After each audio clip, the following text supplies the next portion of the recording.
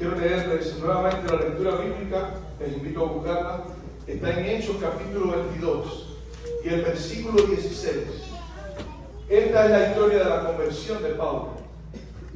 La historia de la conversión de Pablo se narra aproximadamente 3 veces por el mismo Pablo, en diferentes circunstancias, y varias de ellas mientras está pasando por un tiempo de juicio.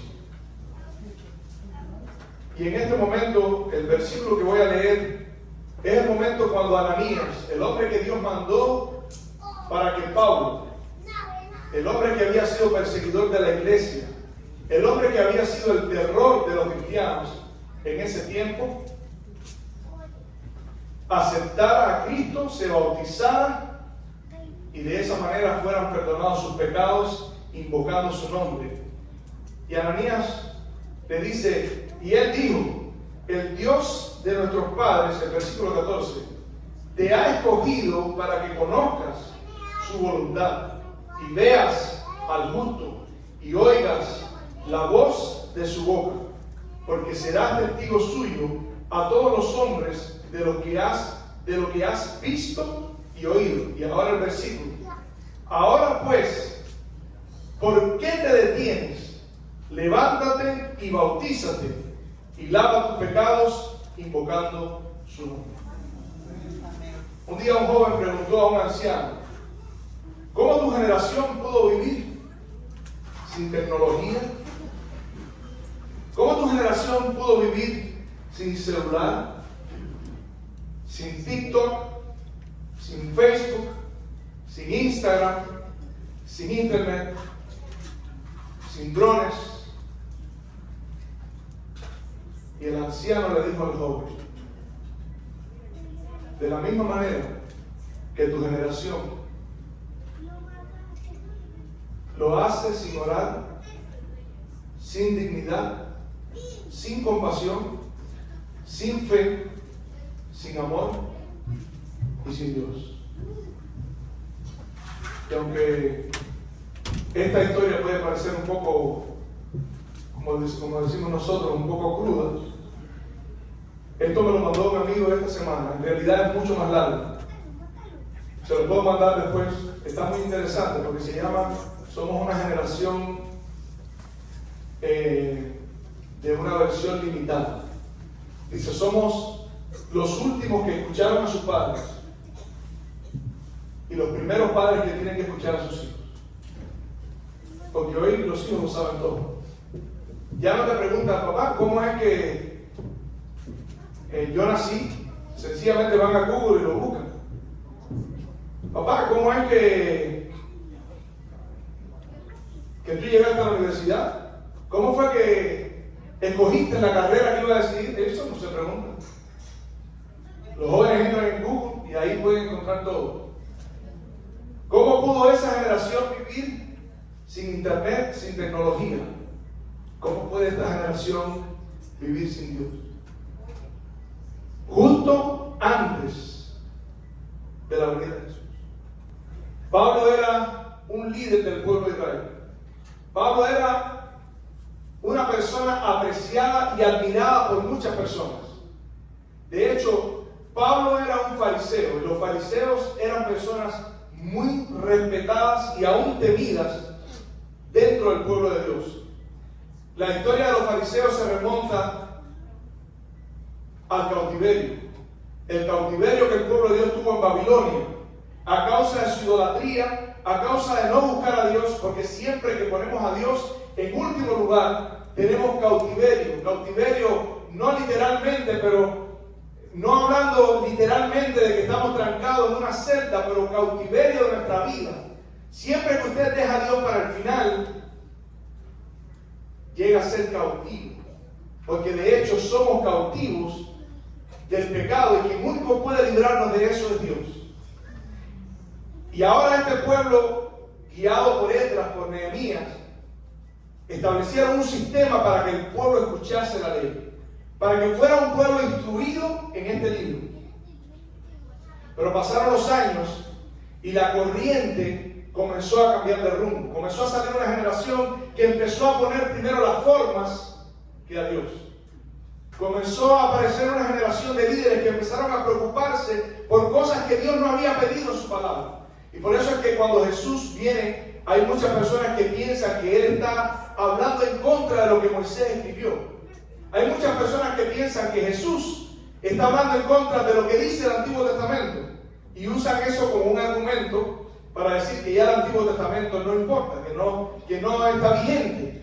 Sin embargo, Jesús estaba hablando acerca de las tradiciones que ellos habían puesto en el lugar de la ley de Dios.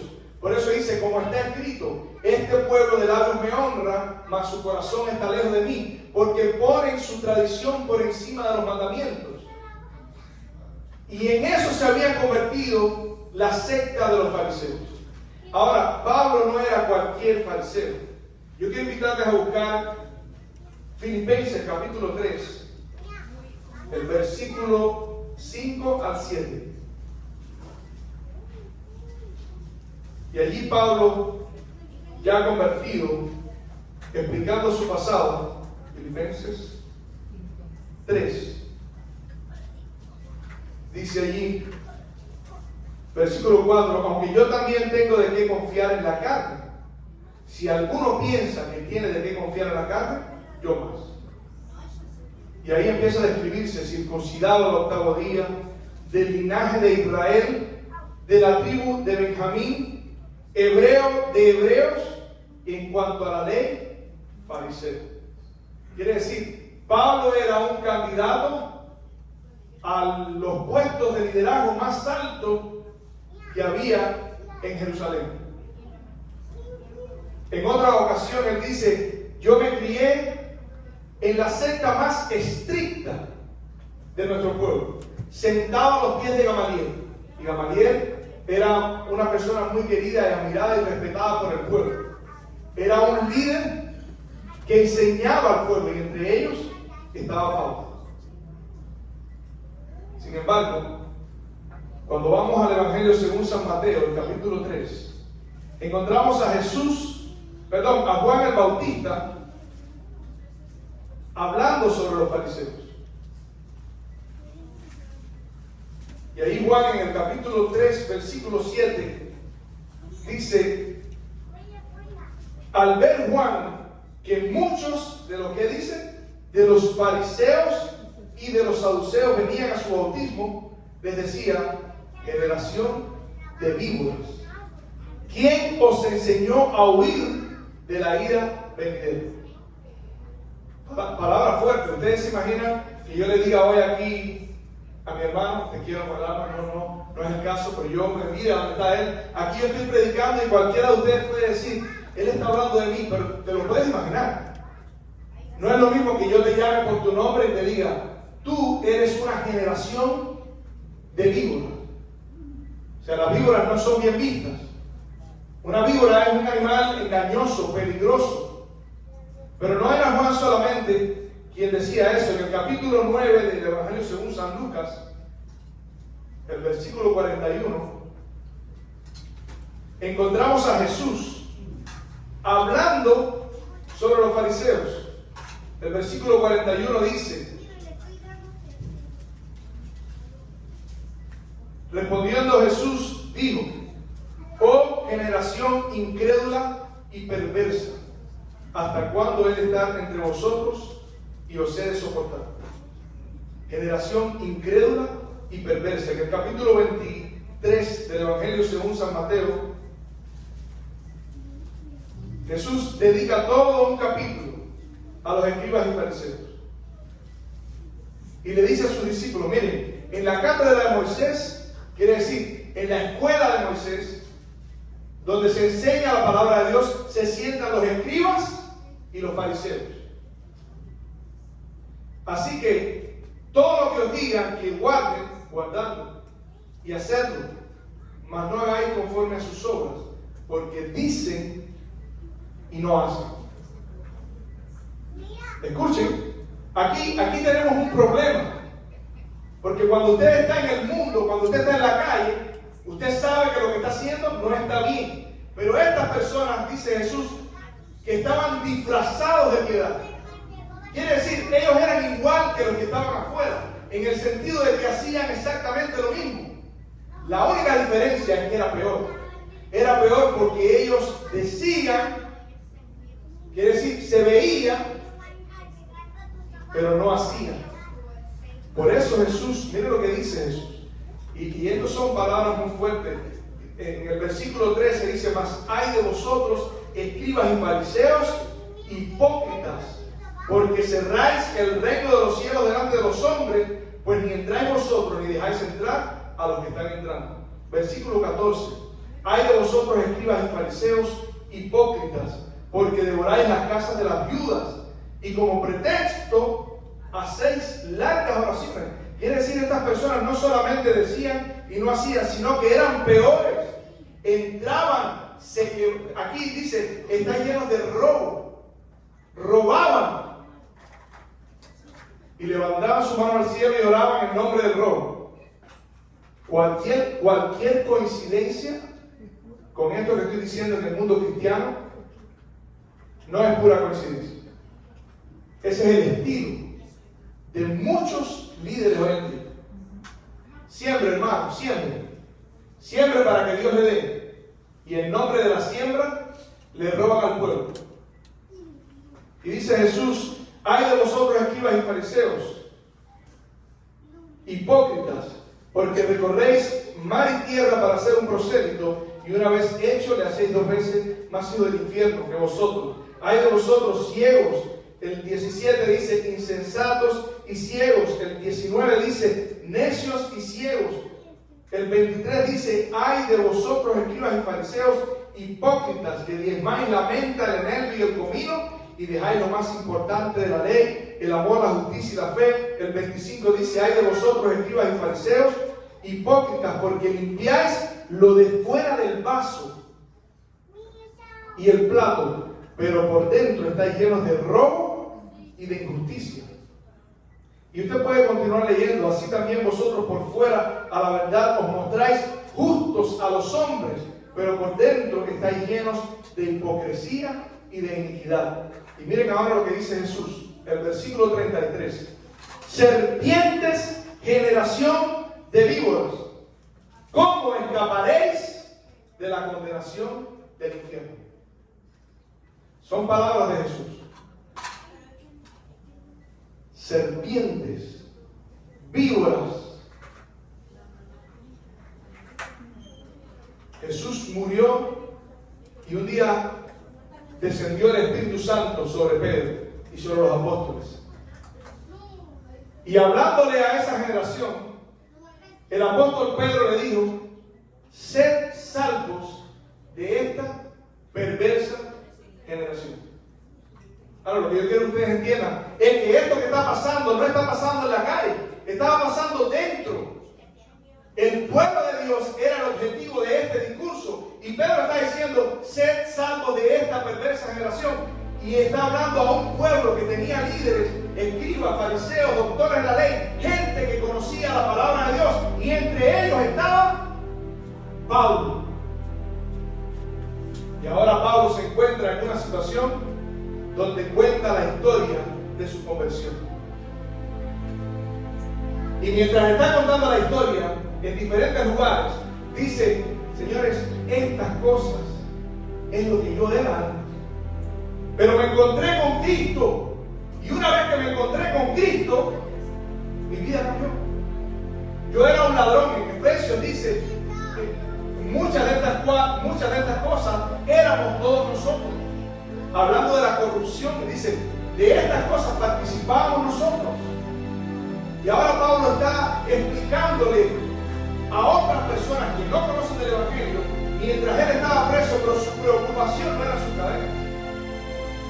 Él había entendido cuán importante era el evento que le había sucedido en su vida. Y él, en camino a Damasco, mientras perseguía a la iglesia, está contando la historia, dice: se me apareció el Señor al mediodía. Quiere decir, en el momento en que el sol está más fuerte. Y la luz que sobrevino opacó la luz del sol. Y me dijo: Pablo, ¿por qué me persigues? Señor, ¿quién tú eres? Si yo soy Jesús, a quien tú persigues. ¿Sabes? Nosotros nos pasamos toda la vida persiguiendo a Jesús. Y nosotros muchas veces tenemos que esperar a que suceda un momento como estos en la vida, en que literalmente tengamos que caernos del caballo para preguntar, Señor, ¿qué quieres que yo haga? Yo quiero decirte en esta tarde ya, qué es lo que yo creo que Dios quiere que tú hagas. Y te lo voy a contar a través de la historia de Pablo. Pablo entró en una corriente, que es una corriente que no ha sucedido una vez, ha sucedido muchas veces. Y es la corriente en que el pueblo de Dios comienza a descuidar su vida. Es la corriente cuando el hombre comienza a pensar que puede sobrevivir lejos de Dios y hacer sugestiones, sacar conclusiones propias sobre un libro que dice que su interpretación no es privada. Este libro fue inspirado por el Espíritu Santo. Y en el momento en que nosotros nos separamos de Dios y ponemos este libro a un lado, las consecuencias son inevitables. Y la Biblia dice que en tiempos de Josué, dice, murió Josué y toda aquella generación. ¿Y qué pasó? Se levantó un pueblo que no conocía a Jehová. Esto que le está pasando a Pablo aquí y a los escribas y a los fariseos no era algo nuevo. Ellos habían estado en Babilonia, se habían vuelto a Dios, habían hecho la resolución de que ellos no se iban a apartar, como dijo Moisés, ni a izquierda ni a derecha. Quiere decir, no se iban a apartar al pecado, pero ¿qué es lo extremo de irse al mundo? A la derecha es usar la religión como un escudo y enseñarle a otros lo que los otros tienen que hacer, pero olvidarse ellos mismos de hacerlo. Y dice, ni a la derecha ni a la izquierda. Otro tiempo en que un rey llegó al punto de gobernar sin Dios, guiado por una esposa que era sacerdotisa de Baal, Acab. Y Dios tiene que mandar a un profeta, el profeta Elías, y hacer una reforma en el pueblo. ¿Por qué? Porque el pueblo se había apartado nuevamente del camino, de los tiempos de David.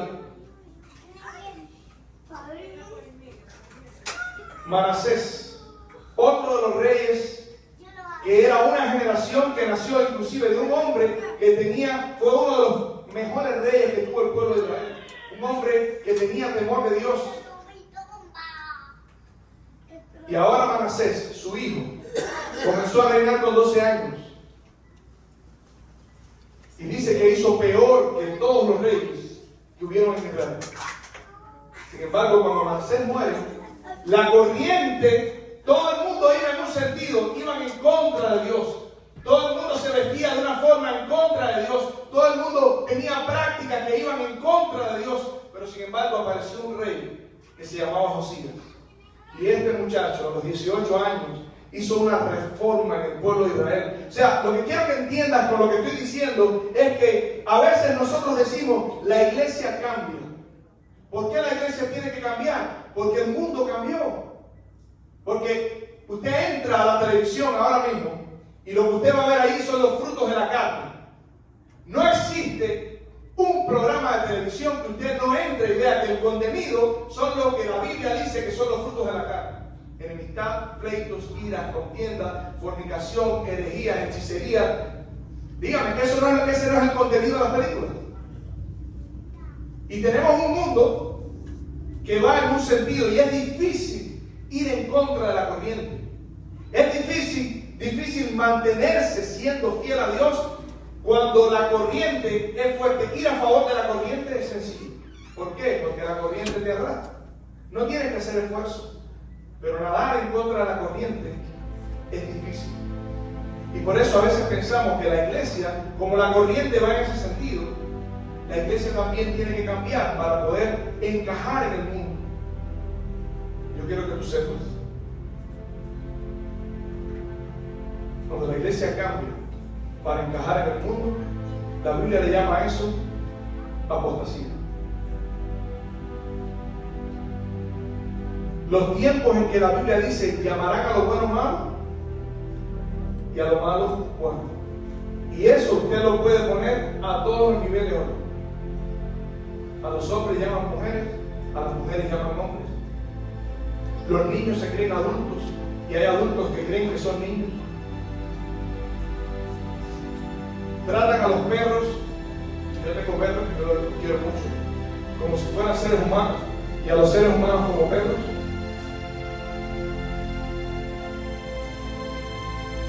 Y si tú tienes el atrevimiento de atravesarte en el camino, puedes tener la seguridad de que te van a aplastar como si fueran una demoledora. Ese es el tiempo. Por eso la iglesia no puede cambiar. Cuando la iglesia cambia, para acomodarse al mundo, cambia sin Dios. ¿Cuál era el método de Dios para estas cosas?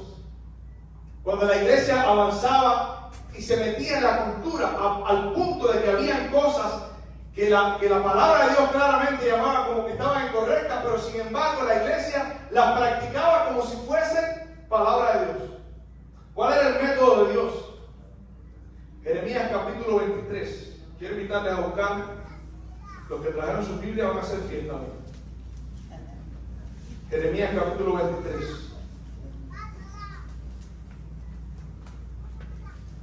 Escuchen lo que dice Jeremías capítulo 23. Y este es el método de Dios. En los profetas de Jerusalén, versículo 14, he visto ¿qué cosa? Torpezas. Cometían adulterios y andaban en mentiras y fortalecían las manos de los malos para que ninguno se convirtiera de su maldad. Mas me fueron todos ellos como Sodoma y sus moradores como Gomorra. O sea, una generación que caminó en el sentido de la cultura y llegó un momento en que la cultura entró en la iglesia.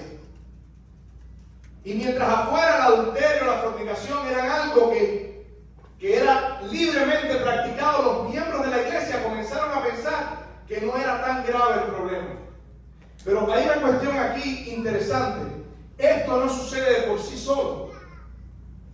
Esto sucede cuando los que son responsables de ser muro de contención contra el pecado y que están llamados a llamar al pecado por su nombre, no cumplen con su responsabilidad y comienzan a entrar también en la cultura.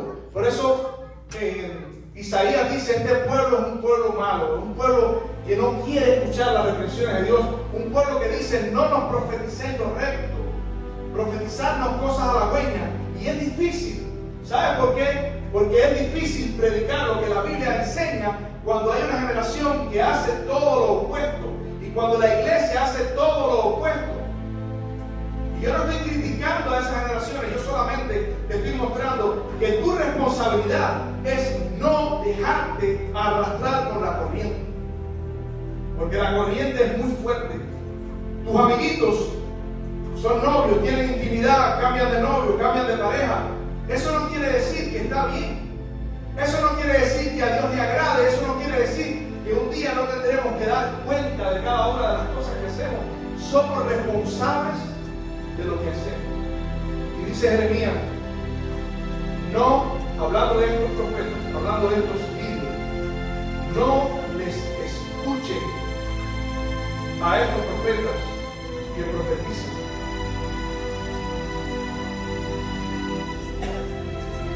Profetas que profetizan os alientan con vanas esperanzas, hablan visión de su propio corazón, no de boca de Jehová. Dicen atrevidamente a los que me irritan, Jehová dijo, paz tendréis. Y a cualquiera que anda tras la dureza de su corazón, dice, no vendrá mal sobre vosotros. Porque ¿quién estuvo en el consejo de Jehová y vio y oyó, qué cosa? Su palabra. ¿Quién estuvo atento a su palabra y la oyó? Quiere decir, Jeremías está haciendo un contraste entre estos profetas y la palabra de Dios. Cuando escuchas profetas anunciando paz justo antes de la venida de Jesús, dice, yo no los envié. Vea mi palabra, escucha mi palabra, porque mi palabra dice aquí, ¿qué tiene que ver mi palabra con lo que estos enseñan? No es mi palabra, dice, como fuego y como martillo que rompe la piedra. ¿Y de qué cosa es nuestro corazón? Dice la Biblia. De piedra. Cuando Dios dice, y pondré un corazón nuevo. Esto no sucede porque sí. Esto sucede a través de su palabra. Porque el Espíritu Santo abre tu entendimiento. Y estas cosas fueron las que pasaron con Pablo. Miren, dice, pero si ellos hubieran estado en mi secreto, habrían hecho oír mis palabras a mi pueblo. Y los habrían hecho volver de su mal camino y de la maldad de sus corazones. Dice Jehová, he aquí, yo estoy contra los profetas, que endulzan sus lenguas y dicen, él ha dicho. He aquí, dice Jehová, yo estoy contra los que profetizan sueños mentirosos y los cuentan, y hacen errar a mi pueblo con sus mentiras y con sus lisonjas, y no los envié, yo no los mandé, y ningún provecho hicieron de todos modos a mi pueblo. Es difícil salirse de la corriente, porque si malo es estar en pecado, peor es estar en un lugar donde no se enseña la palabra de Dios, porque cuando tú estás fuera, tú sabes que estás mal, tú sabes que tienes que regresar, tú sabes que tienes que venir a la iglesia, pero cuando estás dentro, es tanto más peligroso, porque pensando que estás en lo correcto, a veces acallamos la voz del Espíritu Santo que habla claramente y nos convence de pecado, de justicia y de juicio. Y Pablo estuvo dispuesto a salirse de la corriente. El capítulo 6 de Jeremías. Escuchen la solución de Dios para estos problemas. Cuando nos vamos lejos, cuando cambiamos los caminos, cuando nos movemos en un sentido que creemos que está correcto, justificando con que todo el mundo hace lo mismo, aún los que están en la iglesia hacen lo mismo. Estamos aquí en la iglesia, en el culto, y de pronto ustedes me invitan a una casa por la noche. Dice, ay, qué bueno, los hermanos de la iglesia me invitaron a su casa. Y tú que estás viniendo a la iglesia, dices, seguramente cuando llegue ahí, van a cantar algunos himnos, van a leer algo de las escrituras, van a hacer chismes que sean sanos. Y de pronto usted ve una euforia, a eso de las 9 de la noche sale corriendo todo el mundo para la sala frente al televisor y enciende la televisión, y ahí hay dos personas entrándose a golpes, así, a golpes, sin guantes. Antes era con guantes, o sea, el boxeo era con guantes, ahora no, ahora se vale todo. Y esto que yo estoy diciendo no es una hipótesis. Esto que yo estoy diciendo no es algo que usted puede ser que vaya, él está exagerando, no. Yo estoy hablando de líderes, de pastores de iglesia que predican el sábado en la iglesia y por la noche se sientan frente al televisor con miembros de su congregación a ver este deporte. ¿Y saben lo que me recuerda este deporte? El tiempo cuando el mundo se cauterizó tanto que tomaban a los cristianos y los metían en los leones y era una fiesta. Y cuando el león le arrancaba un brazo, todo el mundo aplaudía. Y cuando el león le arrancaba la mano, todo el mundo aplaudía. ¿Por qué? Porque habían sido arrastrados por la corriente.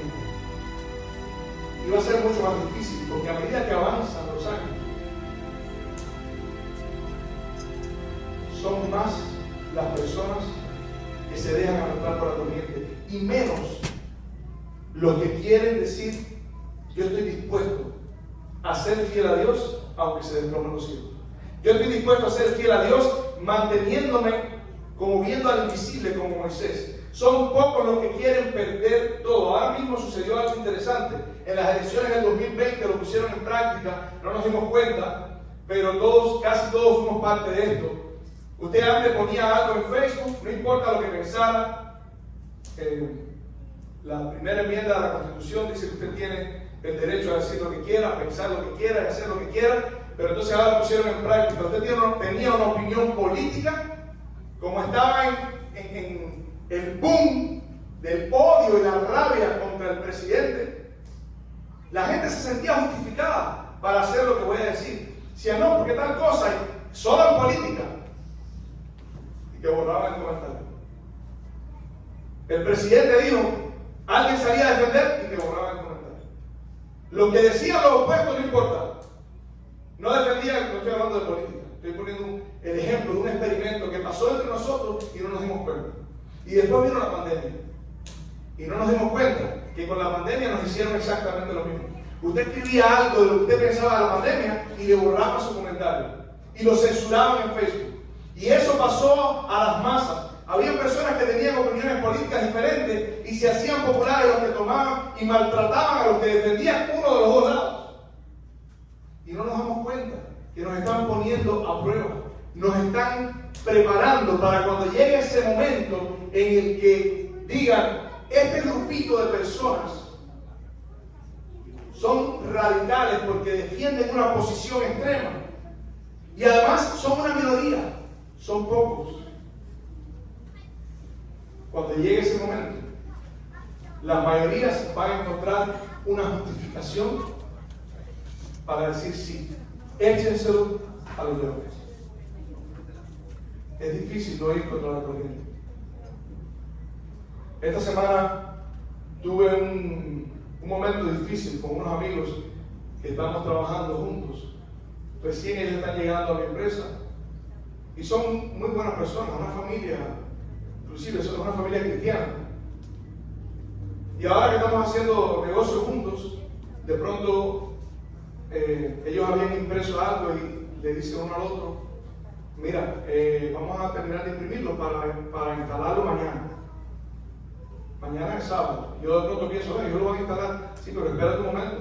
Ellos van a instalar esto en nombre de mi compañía. O sea, yo no lo voy a hacer, lo van a hacer ellos, pero es mi compañía que lo está haciendo. Y de pronto pensé, yo creo que estoy siendo un poco extremista. ¿Cómo yo digo eso?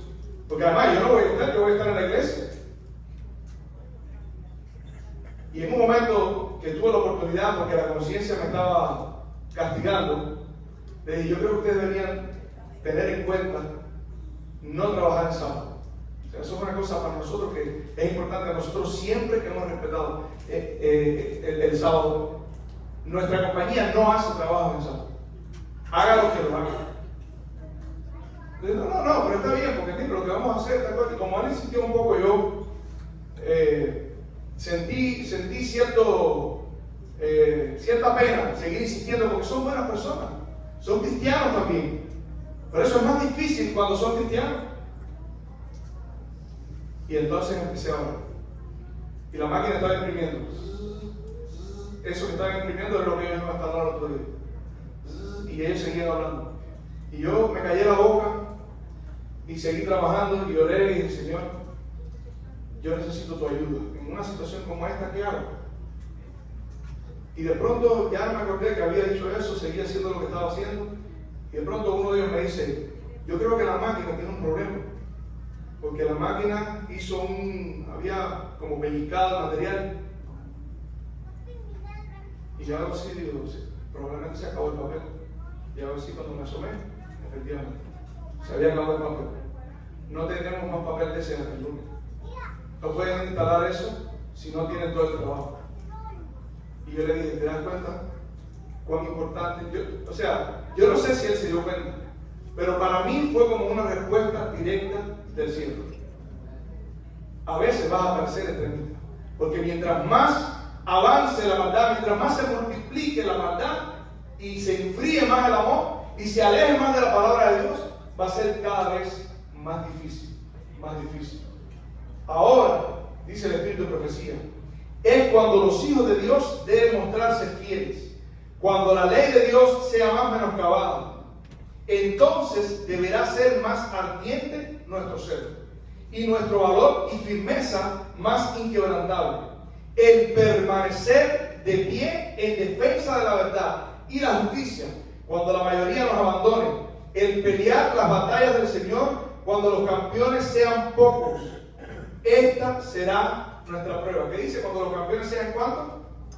Pocos. Quiere decir lo que Pablo experimentó viene en camino.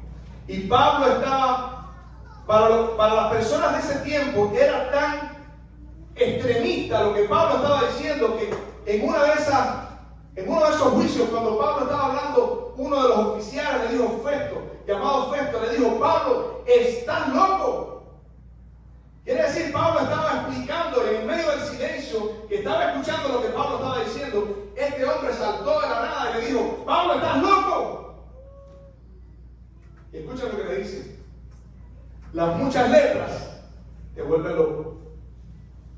Y eso es lo que van a decir de ti.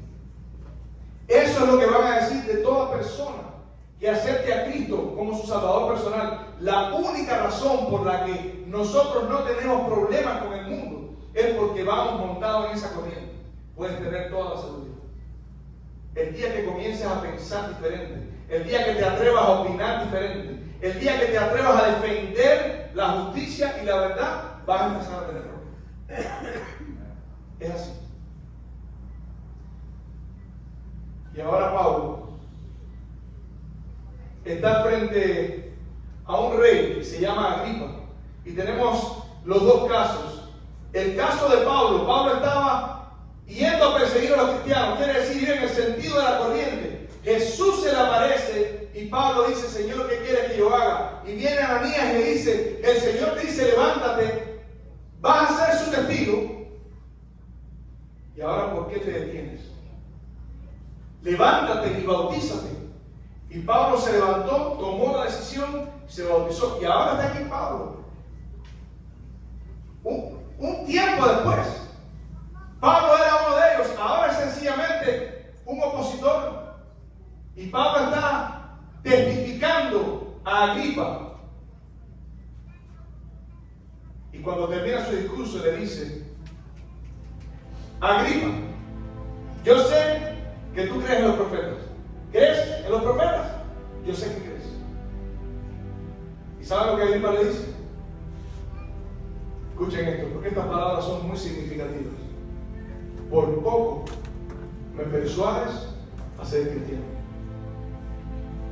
Por poco. ¿Qué significa por poco? ¿Qué respuesta es por poco? Cuando Dios te llama, tú no puedes decir: casi soy cristiano. Por poco soy cristiano.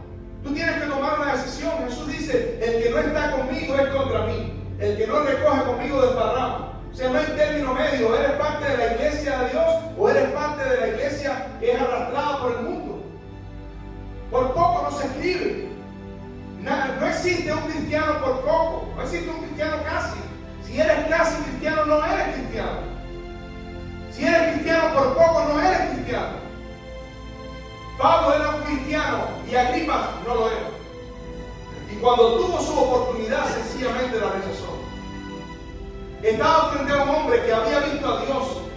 Había visto una visión que lo tumbó del caballo, quedó ciego. Le hicieron un milagro 3 días después. Salió del lugar y ahora está testificando. Y aún así Agripa dice: por poco me persuado. Pero ¿sabe lo que dice la Biblia? Dice que cuando Agripa llegó al juicio, vino con mucha pompa, vino con mucha elegancia, con mucho escándalo, con mucho guardaespaldas, con un carro tremendo, con una vestimenta tremenda. Apariencia no es lo mismo que cristianismo. Apariencia no es lo mismo que vivir para Dios. Y Dios conoce los corazones. Y ahora Pablo está contando su historia. Esta es la historia. Yo te pregunto, ¿qué historia iba a contar Agripa? La historia de un hombre que tuvo en su mano la oportunidad de ser un siervo de Dios, un hijo de Dios, alguien que tuvo en su mano la oportunidad de aprovechar su día. Este era el día. ¿No es verdad, hermano? Este era el día de Pablo.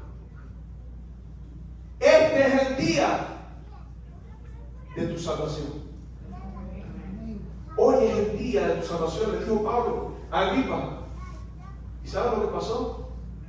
Agripa perdió su oportunidad por seguir en la corriente. Es duro, es difícil dejar de seguir la corriente. Y esto que yo estoy diciendo no es algo que no tiene que ver contigo. Tiene que ver contigo directamente. Estás en un mundo en el que tienes que tomar una decisión. Y yo te pregunto: ¿crees a los profetas? Yo sé que crees. Y ojalá que tu respuesta no sea: por poco me persuades a ser cristiano. Ojalá que tu respuesta no sea: casi soy cristiano. Porque estamos viviendo en el último tiempo de la historia de este mundo. Ananías le preguntó a Pablo, ¿por qué te detienes? Aquí tienes delante de ti la historia. Tú conoces la historia. Tú conoces a Nazareno. Cuando él entra al concilio, Pablo le dice, me tengo por dichoso de tener mi defensa delante de ti, porque yo sé que tú conoces de lo que te voy a hablar. Yo sé que tú entiendes lo que yo te voy a explicar. Por eso es que Agripa al final dice, sí, yo entiendo, por poco, pero no quiso. Él conocía la historia de Jesús. Nadie podía ignorar cuando dos de los apóstoles venían por el camino de Emaús y Jesús se apareció. Uno de ellos le preguntó a Jesús, ¿eres tú el único forastero que no sabe las cosas que han sucedido en Jerusalén?